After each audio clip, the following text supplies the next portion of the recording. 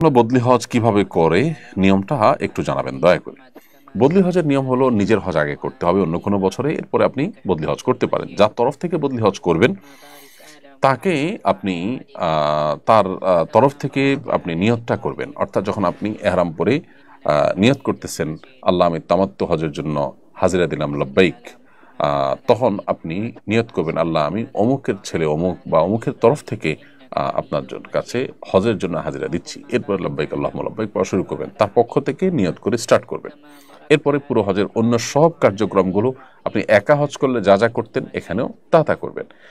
দোয়ার জায়গাগুলোতে তার জন্য বিশেষভাবে দোয়া করবেন, নিজের জন্য আপনি দোয়া করতে পারবেন। এ হলো হজ্জে বদল বা বদলি হজের নিয়ম। আলাদা কোনো প্রসেস নেই যে বদলি হজে আলাদা কোনো কাজ করতে হবে, শুধুমাত্র নিয়তের সময় তার নিয়তটাকে ইনক্লুড করা ছাড়া। এছাড়া আমাদের অনেকে আছেন যারা বদলি হজ করেন আবার পারিশ্রমিক নেন। এ ব্যাপারে হাম্বলি মাযহাব উলামা ইকরাম যদিও পারিশ্রমিক নেওয়া জায়েজ বলেছেন, কিন্তু হানাফি মাযহাব উলামা ইকরাম এটাকে কড়াভাবে নিষেধ করেন এবং এই মতটা অধিকতর যুক্তিযুক্ত। যার কারণে বদলি হজ করে আপনি বিনিময় নিলেন, যার বদলি হজ করলেন তার কাছ থেকে, তার ওয়ারিসদের কাছ থেকে, এটা কিন্তু জায়েজ হবে না।